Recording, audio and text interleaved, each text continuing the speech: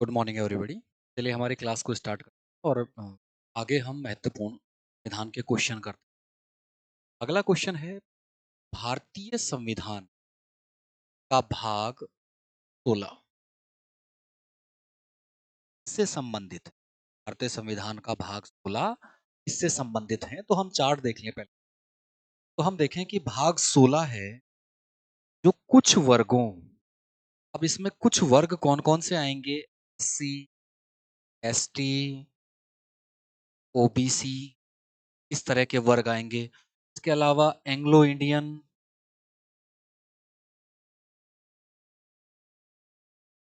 तो ये इस तरह के वर्ग आएंगे। इन वर्गों से संबंधित कुछ विशेष उपबंध किए गए हैं जो कि अनुच्छेद 330 से लेकर 342 तक में किए गए हैं, जो किस भाग में आते हैं? भाग 16 में आते हैं। तो अगर हम हमारा प्रश्न को देखें तो प्रश्न के हिसाब से कुछ वर्गों से संबंधित विशेष प्रावधान, सर बी सही होगा। इसे थोड़ा सा हम विस्तार से समझते हैं कि जो हमने अभी पढ़ा कि भाग 16 है उसमें विशेष वर्गों से संबंधित प्रावधान दिए, तो वो प्रावधान कौन कौन से हैं उन्हें हम थोड़ा सा देखें। तो अनुच्छेद 330 से लेकर अनुच्छेद 342 तक ये भाग 16 दिया गया।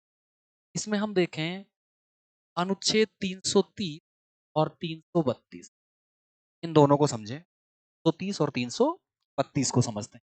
यहाँ देखिए, अनुसूचित जाति और अनुसूचित जन यानी एससी और एसटी, यहां भी देखें हम एससी और एसटी संबंधित प्रावधान यहां दिए गए हैं। तो देखिए ये लोकसभा में है। लोकसभा में एससी और एसटी के लिए जो सीटों का रिजर्वेशन है वो अनुच्छेद दिया गया है 130 में। और जबकि जो राज्यों की विधानसभाएं हैं उनमें एससी और एसटी जो रिजर्वेशन दिया वो दिया गया, यानी एससी एसटी की रिजर्वेशन की अगर हम, तो अगर लोकसभा की बात करते हैं तो अनुच्छेद 130 होगा। अगर राज्यों की विधानसभाओं की बात करें तो अनुच्छेद 332 होगा। इसी तरह से एंग्लो इंडियन समुदाय को भी दिया गया था। अभी इसे डिसकंटिन्यू कर दिया गया है, तो इसे आगे नहीं बढ़ाया गया है, तो यूं समझिए कि समाप्त हो गया। तो देखिए 331 और 333, तो 31 के अनुसार ये लोकसभा में दिया गया था और 333 के अनुसार ये राज्यों की विधानसभाओं में दिया गया। लेकिन एक संविधान संशोधन होता है 104वां, कब होता है? 2000। तो 104वां संविधान संशोधन होता है, के अनुसार एससी और एसटी का जो रिजर्वेशन है उसे तो 10 साल के लिए बढ़ा दिया, यानी एससी एसटी का जो 330 में दिया गया है लोकसभा में और 330 है राज्यों की विधान से, तो बढ़ा दिया गया है। लेकिन एंग्लो इंडियन समुदाय जो रिजर्वेशन है उसे नहीं बढ़ाया गया है, इसका वो समाप्त हो गया है। तो देखिए लोकसभा है उसमें हमारे राष्ट्रपति दो एंग्लो इंडियन को मनोनीत कर सकते, कोई चुनाव की आवश्यकता नहीं थी, मनोनीत कर सकते थे। अब उसे समाप्त कर दिया गया है। तो याद रखिएगा कि एंग्लो इंडियन का जो रिजर्वेशन था, आरक्षण था, उसे 104वें संविधान संशोधन अधिनियम 2020 के अनुसार समाप्त कर दिया गया। आगे हम देखें कि 134 में क्या दिया गया था?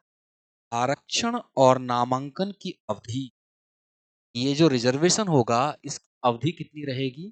तो स्टार्टिंग में इस रिजर्वेशन को 10 साल के लिए, सरकार इसे 10-10 साल करके रही है और अभी लास्ट जो हुआ है वो 2020 में इसे बढ़ा दिया गया है। कब तक के लिए? 2000 तक के लिए, यानी 10 साल के लिए बढ़ा दिया। 2030 में हम देखेंगे कि इसे फिर बढ़ाया जाता है या नहीं बढ़ाया जाता है। आगे हम देखें इसी के पार्ट, इसी भाग में देखें हम 338। तो देखिएगा 338, तो 38 ए, 338 बी, तो 38, 338 ए और 338 बी, तो 38 ए और ये 338 बी। तो यहां देखिए एससी आयोग है, यहाँ एसटी आयोग है और यहाँ पर कौन सा है? ओबीसी आयोग। तो 338 में पहले क्या था? एससी और एसटी आयोग दोनों एक ही साथ थे। कौन से संविधान संशोधन द्वारा? 65वें संविधान संशोधन 1990 के। बाद में एससी आयोग को तो ऐसे कैसे और एसटी आयोग को उससे अलग कर दिया गया 89वें संविधान संशोधन 2000। तो याद रखना है 65वें संविधान संशोधन द्वारा एससी और एसटी आयोग बनाए गए। बाद में 89वां संशोधन होता है 2000, उसमें एसटी आयोग को अलग कर दिया जाता है, तो मतलब एससी आयोग रह जाता है अलग। तो इस तरह से तो 38 ए जोड़ दिया गया और उसमें क्या कर दिया? एस। बाद में ये देखा एससी और एसटी के जो आयोग हैं उनको तो संवैधानिक दर्जा दे दिया। संविधान में उनका नाम है, उनके संविधान के अनुसार उनका गठन है। कौन से अनुच्छेद के अनुसार? 338 के अनुसार एससी आयोग और 338 के अनुसार एसटी आयोग।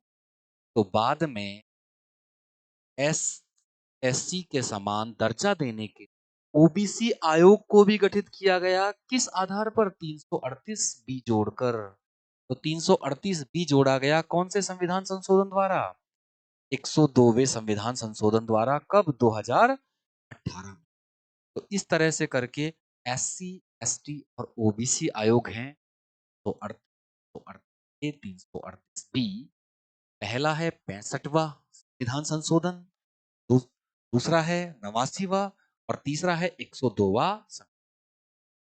यहीं पर एक अनुच्छेद आता है 340। 340 में कहा गया है पिछड़े वर्गों की जांच के लिए राष्ट्रपति एक आयोग गठित कर सकते। कौन गठित कर सकते?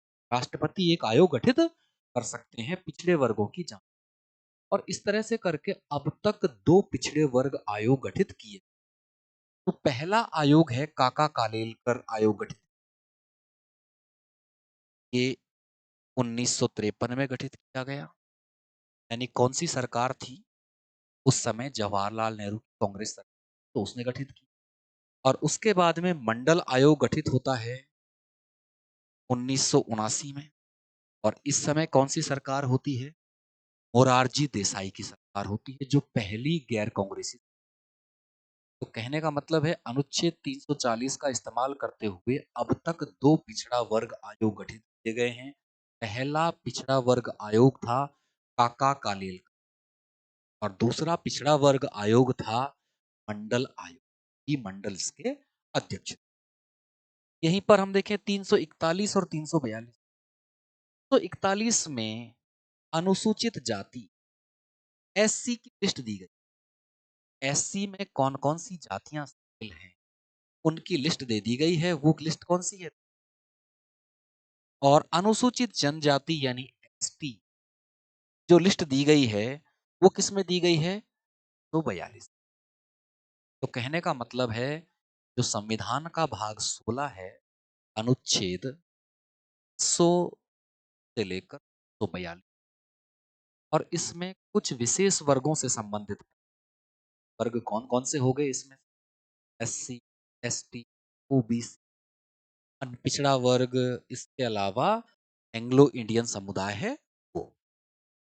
अगला क्वेश्चन हम देखते हैं। तो नेक्स्ट क्वेश्चन देखिए, भारतीय संविधान के अनुसार 356 से 160 पर आधारित अनुच्छेद है। तो देखिए अभी हमने पढ़ा भाग 16। तो आगे हम जाएं तो भाग 18। भाग 18 है वो 352 से 160 तक फैला हुआ है। और इस भाग में दिया गया है आपातकालीन उपबंध, यानी आपातकाल में क्या क्या प्रावधान किए जाएंगे और वो आपातकालीन प्रावधान सर होता है। तो देखिए आपातकाल यहाँ 352 में आता है राष्ट्रीय आपात जो देश पर लगता है। और 356 में आता है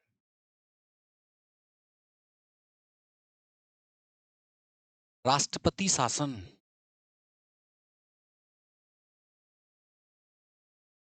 और 360 में दिया गया है ये आपातकाल,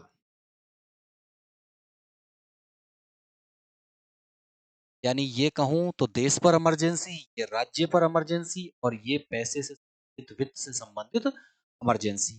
तो अगर हम बात करें भाग 18 की, तो भाग 18 में क्या दिया गया है? आपातकाल, इमरजेंसी प्रोविजंस दिए। आंसर सही होगा। अगला क्वेश्चन हम देखें, लोकसभा के अध्यक्ष कौन है? तो देखिए इस समय हमारी 18वीं लोकसभा चल रही है। 18वीं लोकसभा चल रही है 2024 से लेकर 2029, और इसके अध्यक्ष हैं ओम बिरला। तो देखिए ये ओम बिरला जो हैं ये 17वीं के भी अध्यक्ष थे और 18वीं लोकसभा के भी अध्यक्ष, यानी लगातार दो लोकसभाओं के अध्यक्ष ये हैं। ये कोटा और बूंदी, कोटा बूंदी सीट है राजस्थान में, वहां से ये सांसद हैं। वहां से क्या है? सांसद हैं, या यूं कहूं कि एमपी हैं, मेंबर ऑफ पार्लियामेंट। तो वर्तमान लोकसभा के अध्यक्ष कौन है? ओम बिरला है।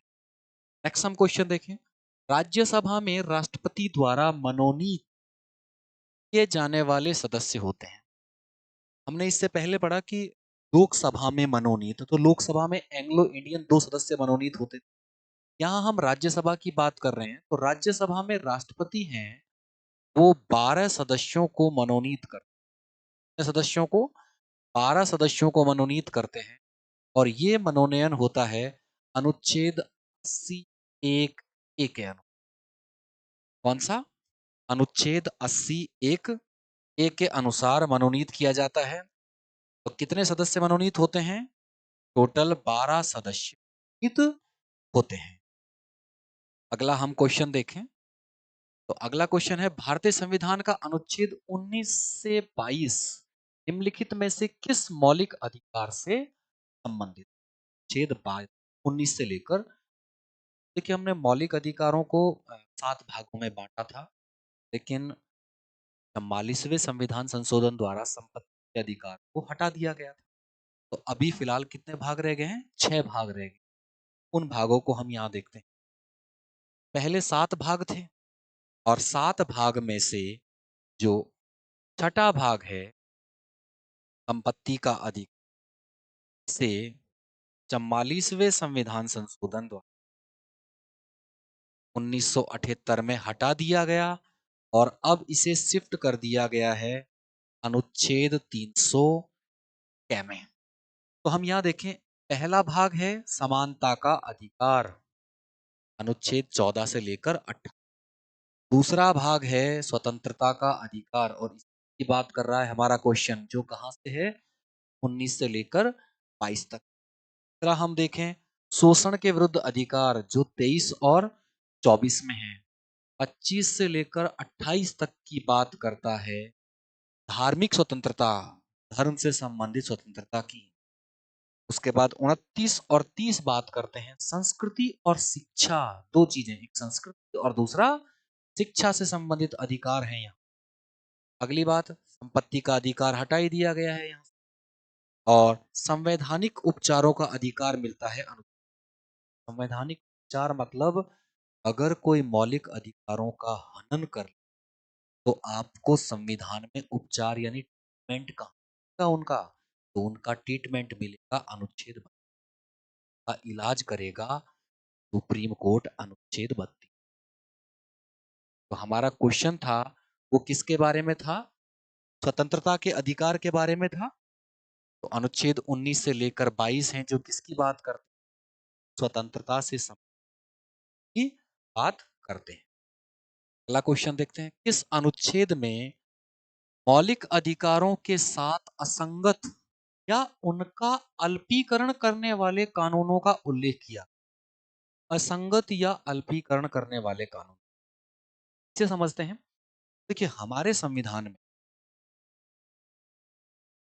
जो कानून बनाने का अधिकार दिया गया है वो संसद, अब संसद कोई कानून बनाती या संविधान में संशोधन करती और ऐसा संशोधन कर दे जिससे मौलिक अधिकारों में कटौती हो जाए या जो मौलिक अधिकार, तो अब उनको चेक करने की ड्यूटी दी गई है। सुप्रीम कोर्ट और हाई कोर्ट उसे चेक कर सकते। यानी यूं समझें, संसद है, उसने कोई कानून बनाया और उस कानून को चेक करेगा कौन? न्यायपालिका। और न्यायपालिका में भी कौन करेगा? सुप्रीम कोर्ट और हाई कोर्ट चेक करेगा। सुप्रीम कोर्ट और हाई कोर्ट चेक करेगा। अब मान लीजिए वो कानून इतना बड़ा था और उस कानून का इतना पार्ट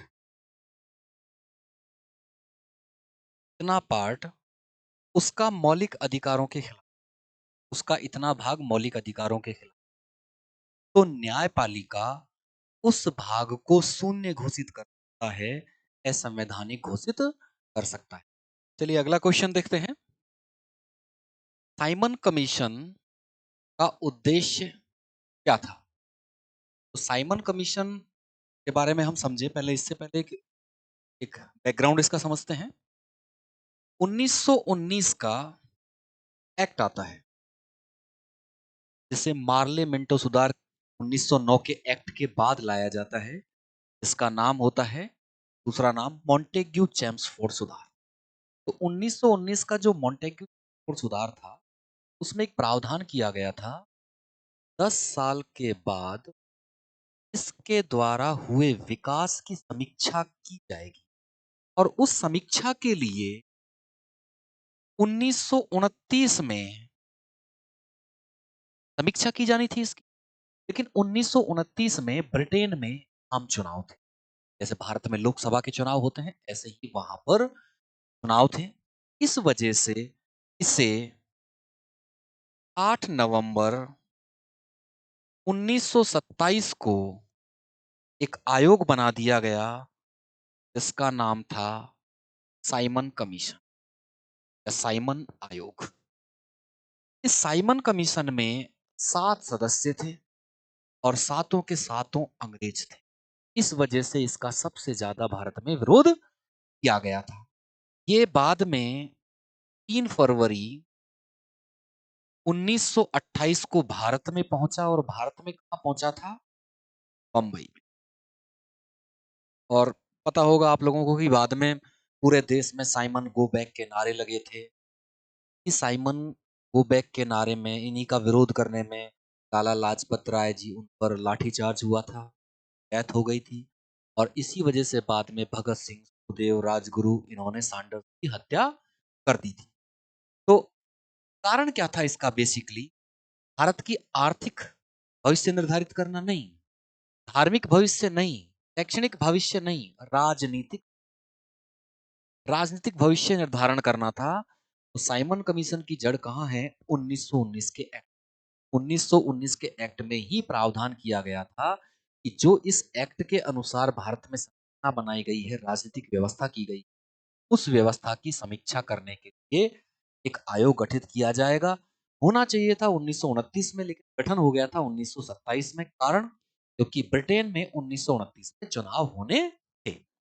अगला क्वेश्चन देखते हैं। तो आगे देखें, भारत में किसी राज्यपाल के रूप में नियुक्त होने के लिए न्यूनतम आयु कितनी होनी चाहिए? तो देखिए, भारत में आप राष्ट्रपति देखें, उपराष्ट्रपति देखें और राज्यपाल देखें, इन सभी के लिए न्यूनतम आयु 35 वर्ष, और 35 वर्ष पूरी होनी चाहिए। ऐसा नहीं है कि 35वें वर्ष में चल रहा है, जैसे ग्रेजुएशन में कोई स्टूडेंट है तो अपियरिंग में एग्जाम दे पाता है, ऐसा नहीं है। यहाँ पर कैसा रहेगा? आयु पूरी हो जानी चाहिए। तो अब चाहे राष्ट्रपति का पद हो, उपराष्ट्रपति का पद हो या राज्यपाल का पद हो, न्यूनतम आयु कितनी होनी चाहिए? 35 वर्ष। तो इसके हिसाब से ऑप्शन हमारा डी सही होता है। अगला क्वेश्चन देखते हैं। संविधान के अनुच्छेद कौन से अनुच्छेद में चुनाव आयोग में निहित निर्वाचन के अधीक्षण, निर्देशन और नियंत्रण का प्रावधान करता है? तो देखिए, निर्वाचन आयोग है, उसका गठन अनुच्छेद 324 के अनुसार, किसके अनुसार होता है? अनुच्छेद 324 के अनुसार भारत निर्वाचन आयोग का गठन किया गया है और निर्वाचन आयोग की ही जिम्मेदारी दी गई है कि वही निर्वाचनों का अधीक्षण करेगा, निर्देशन करेगा और नियंत्रण। तो निर्वाचन आयोग इस अनुच्छेद के तहत है, अनुच्छेद 324 के अनुसार। अगला क्वेश्चन देखते हैं। राज्यसभा द्वारा धन विधेयक को कितने दिन के भीतर या तो सिफारिशों के साथ या सिफारिशों के बिना लोकसभा को वापस भेजना अनिवार्य है? तो देखिए, लोकसभा है जो धन विधेयक लेकर आती है, तो धन विधेयक है वो लोकसभा में ही आ सकता है। लोकसभा के बाद वो जाता है राज्यसभा। राज्यसभा या तो उसमें कुछ संशोधन कर सकती है, तब सिफारिश कर सकती है, और या कुछ बिना सिफारिश के वापस भेज। तो ऐसा वो 14 दिनों के अंदर करना होता है। अगर 14 दिनों के अंदर नहीं, तो ये माना जाता है कि राज्यसभा ने पास कर दिया, सभा ने पास कर दिया। मान लीजिए राज्यसभा कुछ संशोधनों की सिफारिश करे, तो लोकसभा की मर्जी है उन सिफारिशों को माने या ना माने। यानी यूं कहें कि धन विधेयक पर पूरा नियंत्रण किसके पास है? लोकसभा के पास है। राज्यसभा के पास इतना ही है कि वो बस विलंब कर सकता है, और विलंब भी कितना कर सकता है? सिर्फ 14 दिन। कितने दिन का कर सकता है? 14 दिन का। यानी लोकसभा को 14 दिन तो वेट करना ही पड़ेगा कि राज्यसभा भेज। ऐसे कैसे भेज दे? उस सुझाव के साथ भेज दे। अगर नहीं भी भेजता है तो भी माना जाएगा कि पास हो गया है। ये ध्यान रखिएगा कि जहां भी पैसे की बात आएगी, वित्त की बात आएगी, सारी शक्तियां लगभग लोकसभा को दी गई, राज्यसभा को नहीं दी गई।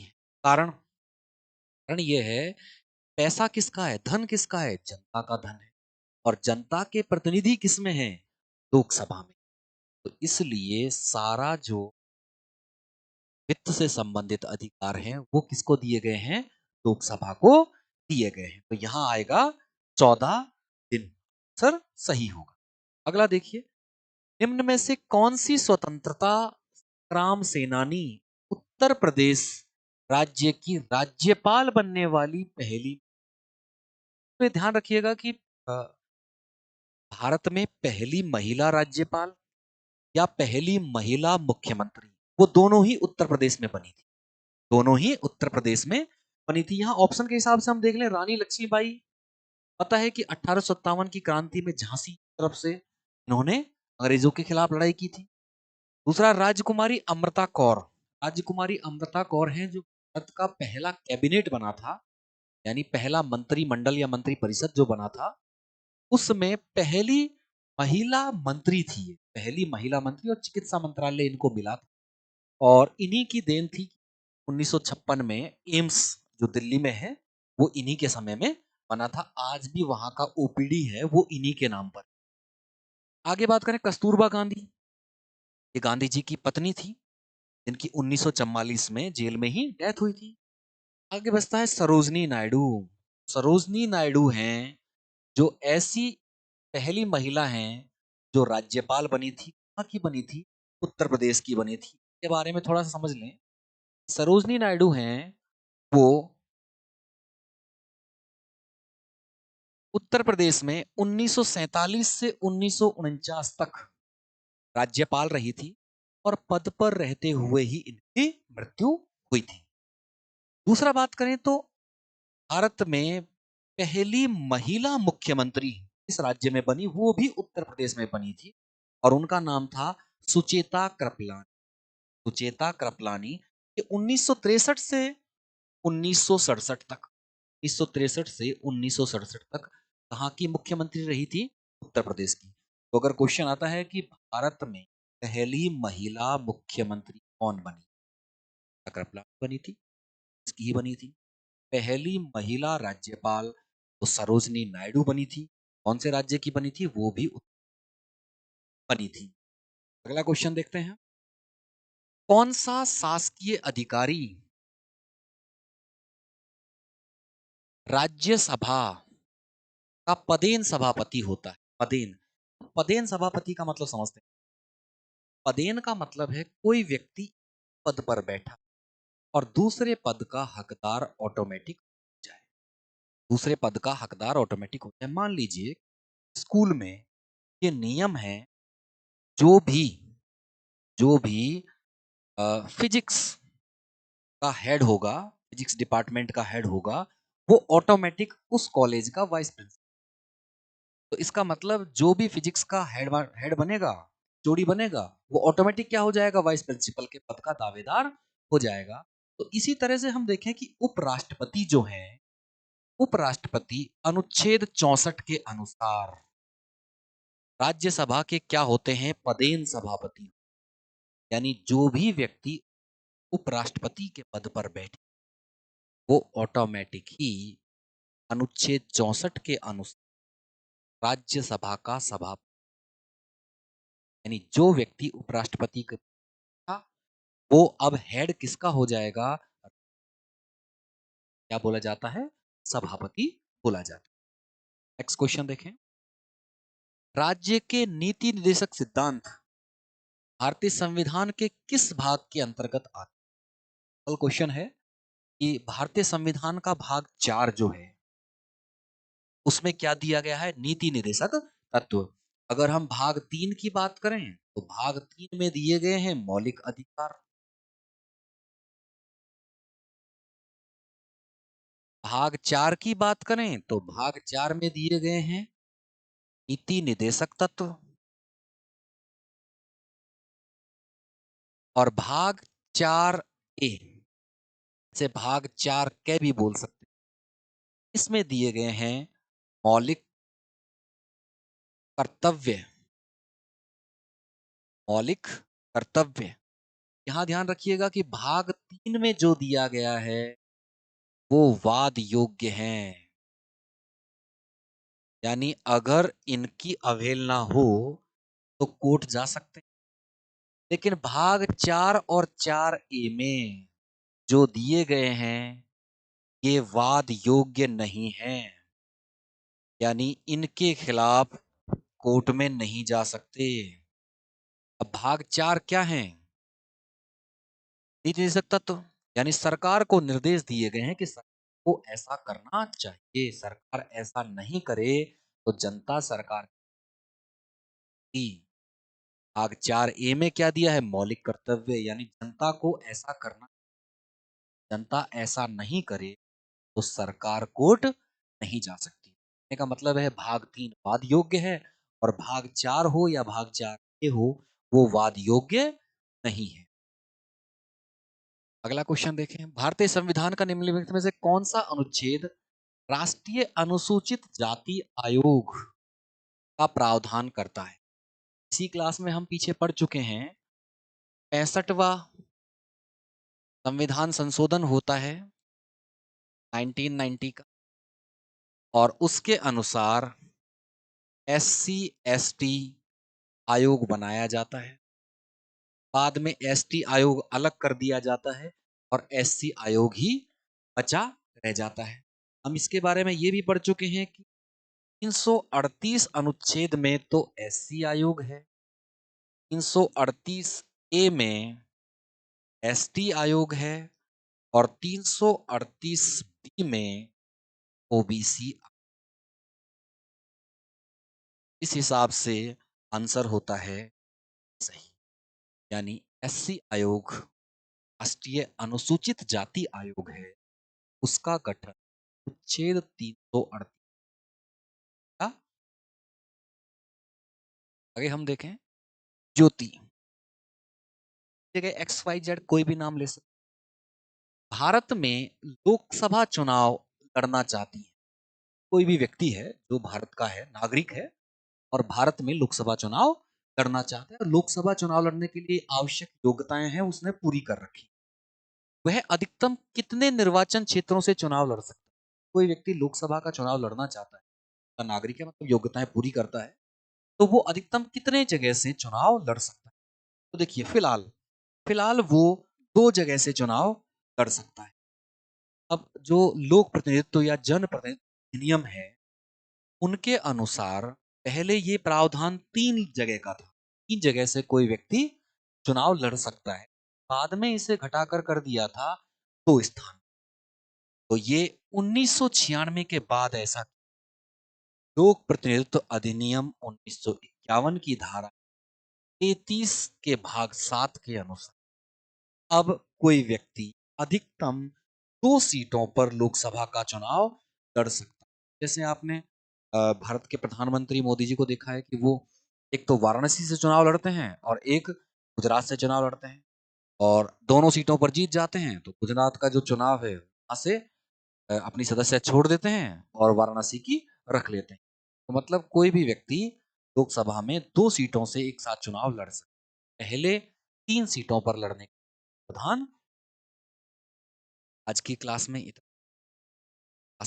फिर मिलेंगे, जुड़े रहिएगा। धन्यवाद।